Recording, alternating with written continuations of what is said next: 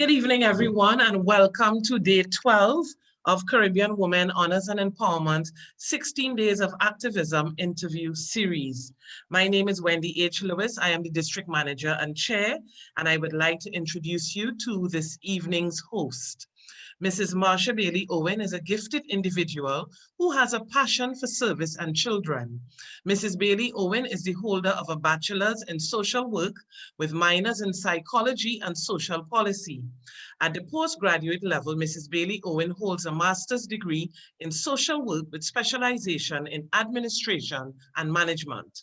Her career began in the public sector in the area of family intervention, moving on to child protection. As a social work professional, Mrs. Bailey-Owen has managed social service agencies and social workers in the public sector. Mrs. Bailey-Owen's social work experiences ranges from clinical interventions to social work management, policy formulation, and human resources management. Mrs. Bailey-Owen is a founding member of Caribbean Women Honors and Empowerment and has served as Vice Chair and Social Services Director for the past 5 years. Let's welcome Mrs. Bailey-Owen. Thank you so much. Good evening, everyone. Wonderful. Allow me to introduce our interviewee for this evening. Mrs. Susan Romano Davis is a director and company secretary of Sumaru Consultants Limited, a training and consultancy service which started in 1996. Mrs. Romano Davis spent 14 years in the banking sector. In 1994, Mrs. Romano Davis joined the Barbados Mutual Life Assurance Society, now Sagicor Life Inc., as an agent. From 1996 to 2000, Mrs. Romano Davis worked at the University of the West Indies' Institute of Business, now UWI Arthur Lockjack Graduate School of Business, as a resident consultant. Mrs. Romano Davis continued her studies and professional development for the past 23 years in the insurance industry. Academically, Mrs. Romano Davis is the holder of a BSc in Management from UWI St. Augustine, postgraduate studies in Human Resources Management, Life Underwriter Training Council Fellow, Financial Services Specialist, and Agency Manager designations. Mrs. Romano Davis currently holds the position of Acting Branch Manager at Sagicor Life Insurance Company at Independence Avenue in San Fernando. Mrs. Romano Davis served as a member of the Board of Directors of First Citizens Asset Management Company Limited, a subsidiary of First Citizens Bank. She also served on the board of the Naparima Board and as chairman of the board of the Leicestershire Disability Services, a residential home for differently abled persons located at Pleasantville in San Fernando. Mrs. Romano Davis is a lay minister at St. Benedict's Roman Catholic Church. Her motto, changing lives by changing mindsets. Let's welcome Mrs. Susan Romano Davis. Mrs. Romano Davis. Hi, welcome. Thank you. Thank you so much for being with us this evening. This is where I take my temporary departure and I leave you in the ever so capable hands of Mrs. Bailey-Owen. Thank you so much, Wendy. And it is indeed my pleasure to interview Mrs. Romano Davis this evening. I would be familiar with her in another setting and in another light, but it was good to read the bio to know so much new and interesting things about, may I say, Susan. You know, me in the dance line forward. Correct. I was saying this was one of my former dance tutors, you know, I would have worked in the house of Jackie. I remember Susan working for Rams, but you know, this is the multi-talented woman. So Susan, if we may, you know, we are talking about activism and trying to empower women to eliminate gender-based violence. So I want you to use your experience to help these women understand, and men, because we do know that there are men who are also victims. Give us, why is it important for them to have some sort of financial security? A lot of the women we speak to, particularly me as a social worker, or even when they come to us in CWHE, one of the reasons for not leaving the abusive situation or the violent situation is because he controls the pocket. I don't know if I could survive out here without him. I don't even know I remember some years ago, one of our client I was seeing said she didn't even know how to go to the supermarket on her own. So why is it important to have financial security or some sort of nest egg that you can use? I think, as you say, it's an avenue out of the relationship. It's an avenue out of poverty, because when I say my motto, changing lives by changing mindsets, too many of us feel that we cannot have wealth, or we cannot be wealthy, or we cannot, I didn't come from wealth. I Right. always tell people my story. We rented for 30 years. My father rented for 30 years. And but I never saw myself as poor. That's one of the things, we never saw ourselves as poor. We rented for 30 years, but he educated all his children. Excellent. And education is one of the, as Farouk said, I always say, I don't know why we stopped singing that song. Children, educate yourself and learn well. Right, your whole life would be pure misery. And one of the educations is financial education, financial literacy. And I started on this journey, I think, of wealth creation and wealth management in my 40s. So like everybody else, I was living paycheck to paycheck. I was struggling like everybody else, and then I decided to educate myself. And I started reading and learning about how you achieve wealth. And in so doing, by educating myself. And I think I have reached a level of comfort, even though I started late. That is why I take every opportunity to talk to people when I get that opportunity, and especially young people. And my brother writes in the Business Guardian every Thursday. Right. And Nigel is one of the articles that people should be reading. And one of my favorite writers is Ian Narayan. And both men talk about, eradicating poverty. And it's not about how much money you make, it's about how much you keep, how much you save.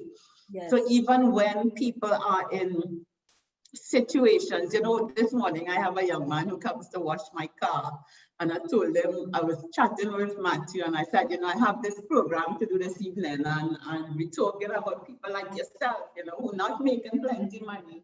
And you know what Matthew said to me, which I thought was interesting? He said, a lot of times people like myself, we're working hard, men like myself, we're working hard and going out there, but because they're not highly educated, they might be the first to lose their jobs.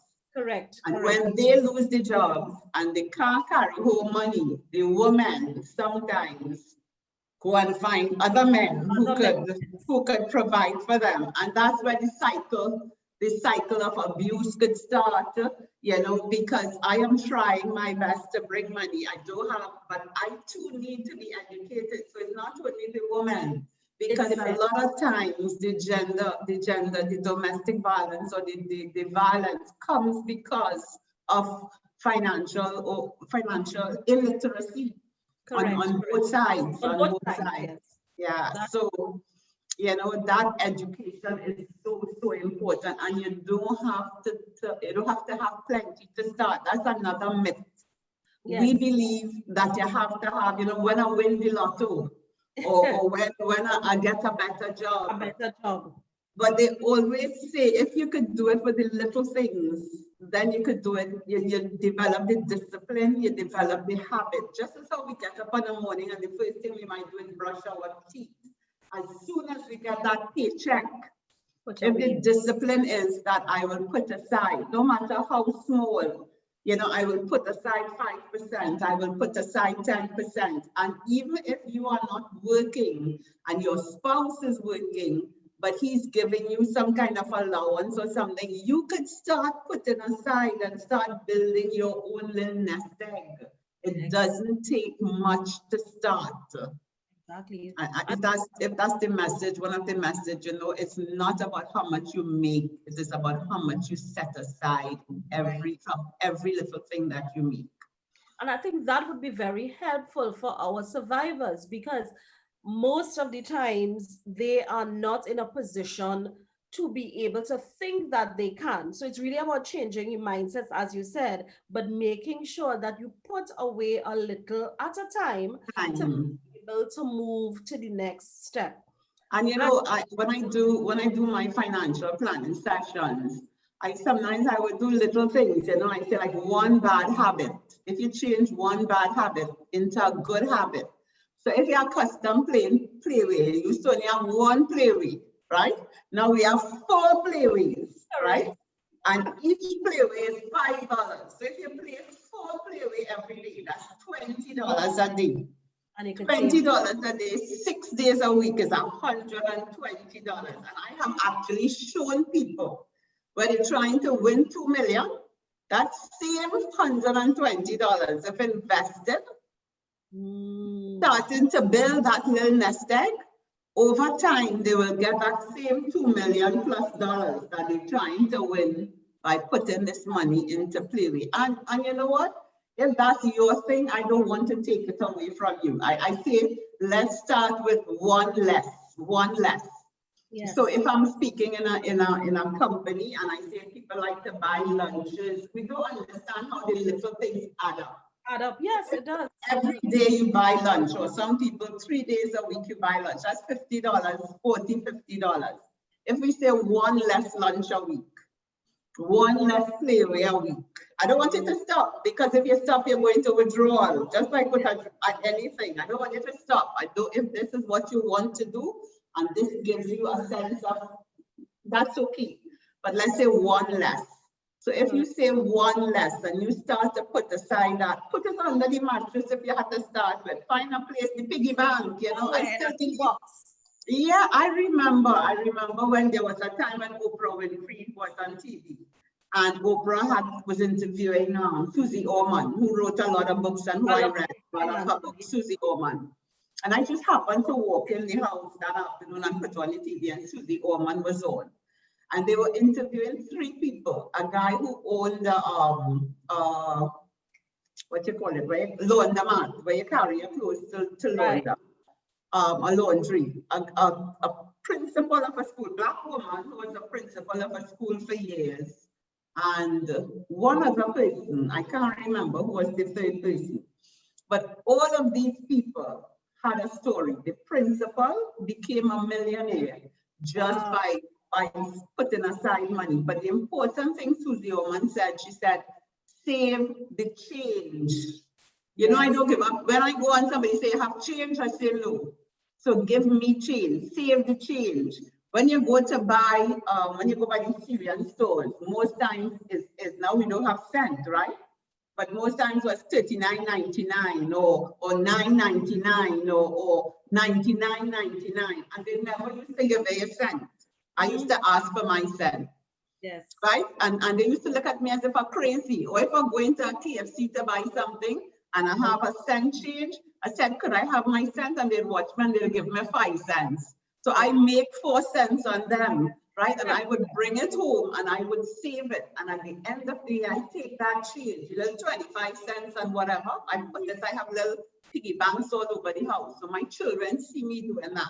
And at the end of the day, I take that and I go and put it in their unit trust account. And you would be surprised to know it's $500 and something, $600 and something, and I put it into their CISPACOM child investment starter plan with unit trust. And interestingly enough, when I decided to get on the road to wealth creation, and you had an opportunity, is their money I would use as collateral, you know, because them are ready for it yet. They're not ready for it. So I will use that as collateral to make an investment. But then I know I'm not touching it, because whatever it is, I'm investing. And that's how I started saving the change. And that is excellent. And I mean, and I'm just trying to tie it always back to our gender-based, yeah.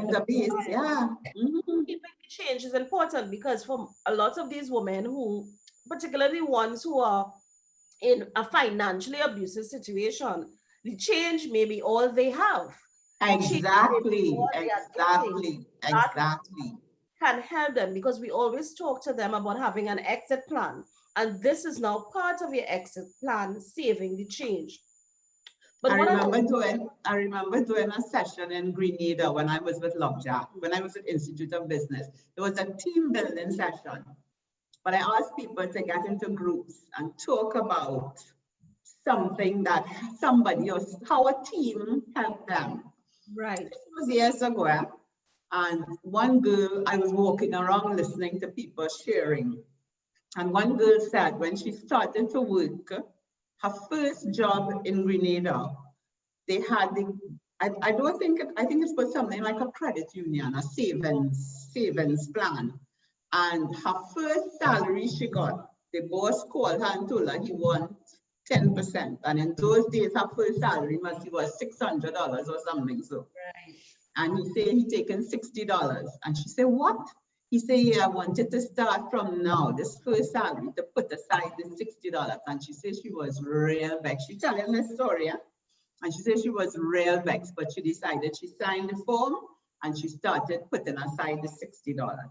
And she forgot about it. Years later, an opportunity came for her to buy a property. And she didn't know where this money was going to come from. And then somewhere in the back of her mind, she remembered the savings plan that she had. And that's what happens, you know, when you don't see it, you don't miss it. You learn to live without it. She said she had one regret. And what do you think that was? She didn't put more. She never increased it. Yeah, she should have. You know, and that's what all I'm saying. We feel that we have to have so much. But yes, it's not about getting rich quick. It's just as how the exit plan is not going to happen immediately. That's just as how that separation, because I am not in it. So I cannot tell you that I know what you're going through. And I know it is not easy. Nothing that requires change is going to be easy. Correct. But if you are truly wanting to change your life and wanting to have a better life, then it requires even a little more sacrifice. Correct. And that sacrifice is understanding that, you know, I could start little, and I could put away, and sometimes, you know, one of the things I thought about today too, because if they're in a situation like that where they are not earning and dependent on their spouse, yes, then the banks are not open to you because you have no job, you have no job letter, you have no proof of address, or you have no salary, no income. And I suppose that's where the DSS will target the SUSU, but the SUSU is a legitimate savings, yes. Right? And if you could, whatever, as you say, the same change, if you put the change and then you invest it in a SUSU, and then you take that SUSU and maybe somehow or the other, you get somebody to, because you can't do it alone, Marsha. You need support circles. And so maybe you could get a family member or somebody who you trust to help you to maybe do a letter if you're working for, if you have, I have housekeepers. So if you have a housekeeper, the employer could write a letter and say, this person worked with me as a housekeeper. So you have somebody, you could go to the bank or you could go to the unit trust, because everything now, and I think that's what turns off a lot of people, the bureaucracy of the system and all the things that you have to get. It's difficult, but sometimes you have to understand that they too have a reason for asking for all of these things. So when the formal system is beating us, we have to find a way to get around it. Yeah, in the informal way. And that was one of the things that I remember Denise, who came on, she was one of our survivors who shared her story. One of the things she spoke about is having that person in your corner. She spoke about someone at work who was there to encourage her and, you know, tell her, look, this is what you should do. But as I was thinking about work and just hearing you talk about domestic help, what are some of the things you think employers can do to assist survivors of abuse? What we have found, particularly where I sit as a social worker, a lot of these women come to us and they stay again because my boss don't understand that I need to go to court to take time off to deal with a situation to get the maintenance. So they have no choice but to stay. They want to get out, but our employment situation, even some of them who work in domestic situations are not able to get the time off. Is there anything you think that employers can do to assist some of the persons? Well, I up to today I was reading, I think I was reading an article in the papers with the whole issue of the COVID now and people with children having to stay home and not being able to work. And employers not being as compassionate as they should be, you know, and I suppose that's the test. As I read recently, I'm reading this book by John Maxwell, you know, and he said it's easy to teach ethics, it's easy to talk integrity, but the work is different. And a lot of us talk these things, but when time comes to walk it, the walk is not the same. So do we really? I believe that we have to, as a society, if we want to see a change, as employers, as social workers, we have to, because they cannot do it on their own. Nobody wins alone. We do not win alone. So we need that inner circle. We need the support of the employer. And I don't have all the answers. I can't tell you I have all the answers. As an employer myself, yes. As an employer myself, I give leeway where when my housekeeper was home and didn't get the grant, even though she wasn't working, I was still trying to help her. You know, so it's showing, it's putting your money where your mouth is, or walking the talk. What are you really believing in what you are saying? And the only way for us to see if you really mean what you say is when you start walking the talk, you know. And so there is a need for them to understand, especially if they know this person and they know the situation. But you know, sometimes people hide situations from people, and I always say, if I don't know, I cannot help. Yes, yes. You know, you don't want to tell any and everybody because there's a confidentiality issue, but you should be able to go to your HR, or you should be able to go to your EAP and speak to EAP, and through the EAP, that might be a way of, although the EAP is confidential, the EAP could ask the person if they could speak with the employer on their behalf. Right. You know, so that might be a medium if the person is afraid to speak to the employer directly because of the whole issue of confidentiality and all that stuff. And also now with the new policing unit, or the new gender-based agency now in the police service, so all of these arms have to come together, because even the police too could maybe go in to the employer and explain the situation to the employer, because sometimes the employer, you know, we can't walk in somebody, until you walk in somebody's shoes, you really don't know. We don't know. And even as an employer, we may not even realize what this person is going through. And that's why I say sometimes as the outside agencies may have to also help in that. And lend the support. Yes, and I'm glad you say that, because particularly in the insurance or in the banking industry, I really would like to see them do more.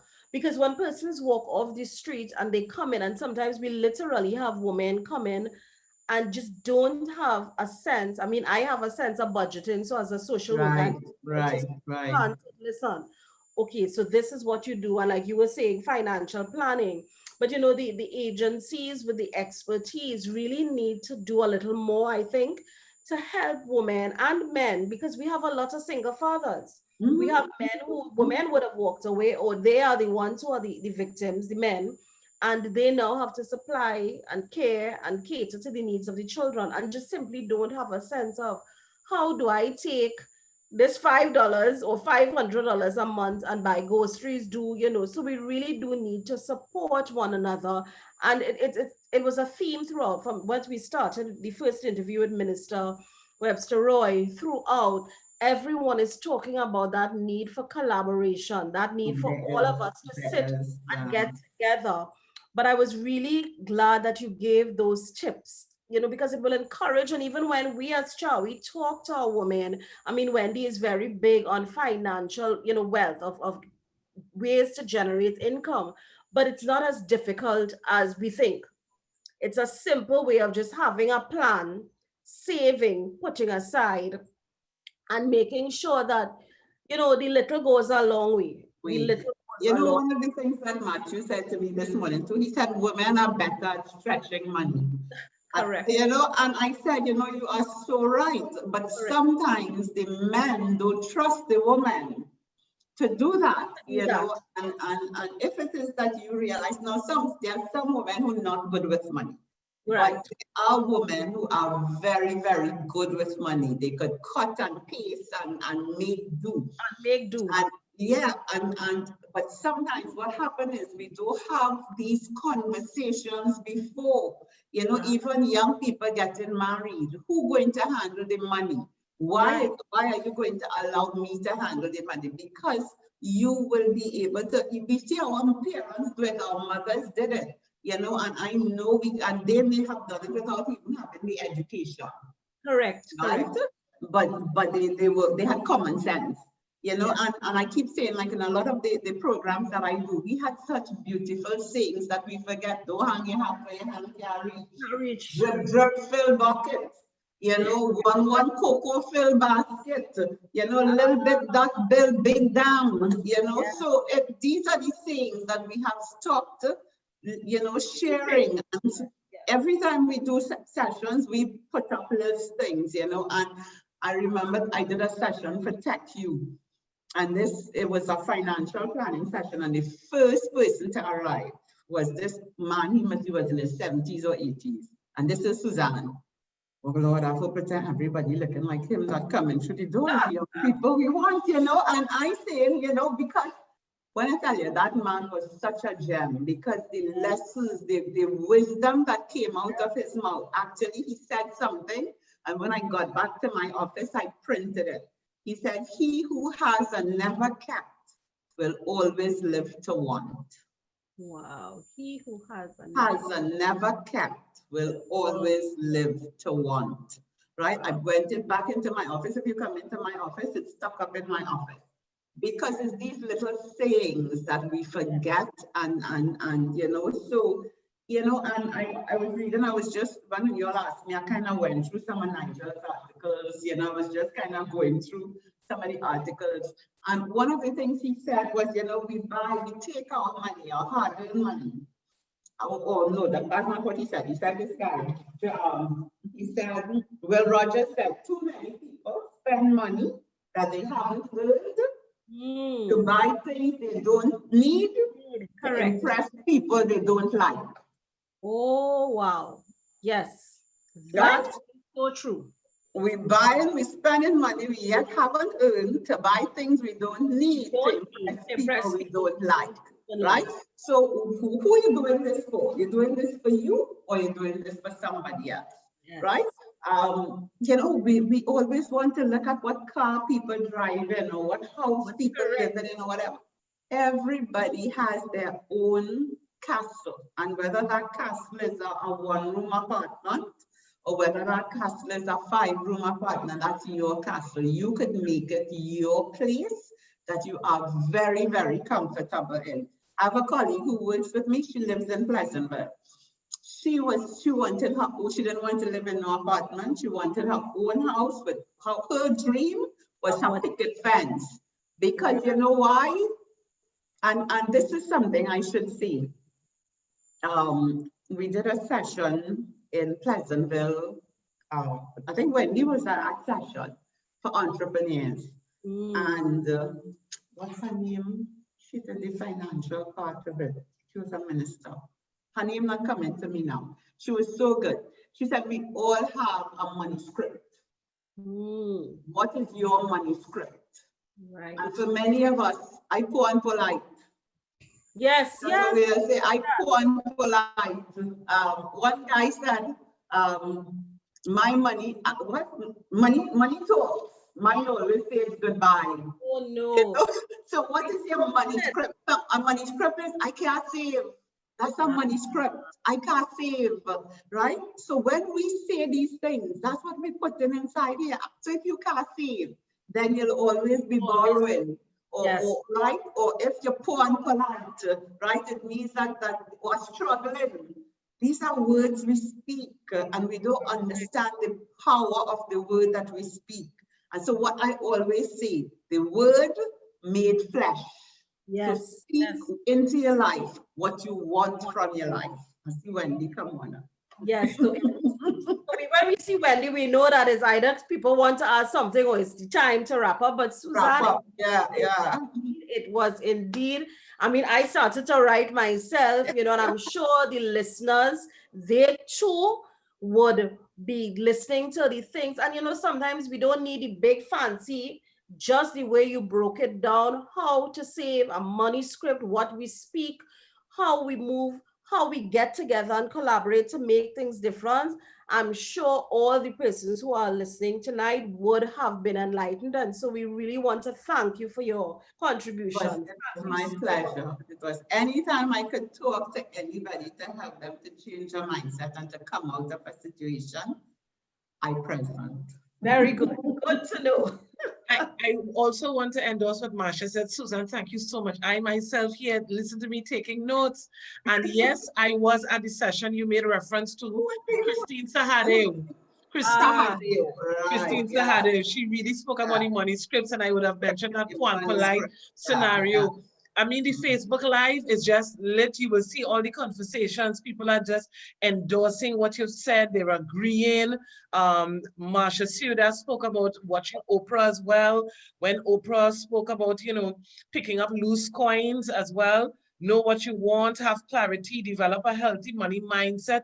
I mean, you brought everything, you both brought everything into perspective, because we're dealing with victims, we're dealing with perpetrators, we're dealing with survivors. And even in this situation, trying to get out, we need the nuggets that you all would have shared. And even once you're out, you need the nuggets again to sustain you. So this was really an amazing session. And one of the things that I picked up with that I have a follow-up is that Chavi will consider, of course, pending board approval, because I'm not going to bully the board, you know, we have a system, to have a nice financial empowerment session, Susan, where we would incorporate you to talk about financial planning, budget, saving options. We could even bring in someone else to talk about some investment options, etc. So Chavi is not finished with you. Yes, I do. That's fine. That's fine. I am open to, because I believe in education first. Definitely. So to wrap up, I just want to say thank you again. Thank you, Marsha. You're doing an amazing job as interviewer for this series. Thank you so, so much. Yes, indeed.